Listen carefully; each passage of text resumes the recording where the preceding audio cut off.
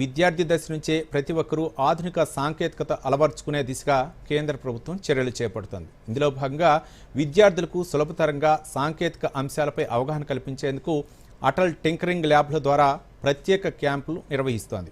ఇప్పుడు ఆ వివరాలు చూద్దాం.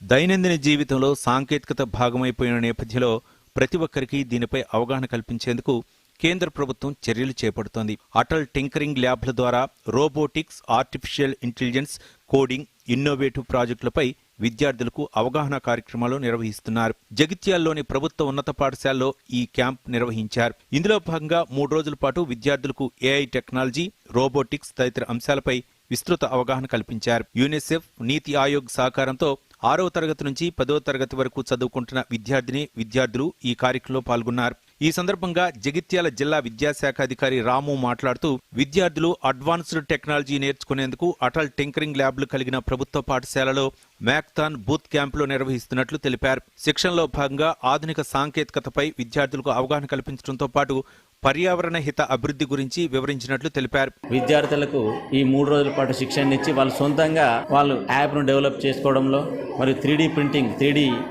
ఇమేజెస్ని, ఆబ్జెక్ట్స్ని తయారు చేయడం లోపల శిక్షణ పొంది ఉండి మంచి స్కిల్స్ని ఈరోజు ఇక్కడ పొంది ఉన్నారు. ఇంజనీరింగ్, పాలిటెక్నిక్ కానీ ఇంజనీరింగ్ చేసినటువంటి విద్యార్థులు చేసేటువంటి స్కిల్స్ అనేవి పిల్లలకు ఇప్పుడే ఇనీషియల్గా కొన్ని నేర్పడం జరిగింది. రాబోయే కాలంలో సాంకేతికత మరింత పెరగనున్న నేపథ్యంలో ఇలాంటి శిక్షణ విద్యార్థులకు ఎంతగానో తోడ్పడనుంది. భవిష్యత్ అవసరాల దృష్ట్యా 3D ప్రింటింగ్, కోడింగ్ వంటి విద్యార్థి దశ నుంచే అలవర్చుకోవాల్సిన అవసరం ఎంతైనా ఉంది. ఈ కార్యక్రమం ద్వారా తమకు ఎంతో ఉపయోగం జరిగిందని విద్యార్థులు అంటున్నారు. అటల్ టింకరింగ్ ల్యాబ్ల ద్వారా తమ పాఠశాలలో మ్యాక్థాన్ బూత్ క్యాంపులు నిర్వహించడం ఆనందంగా ఉందని అన్నారు.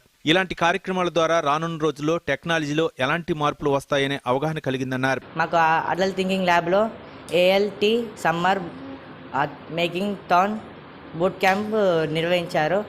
ఆ క్యాంపులో మాకు చాలా రకాలుగా టెక్నాలజీ గురించి చెప్పారు.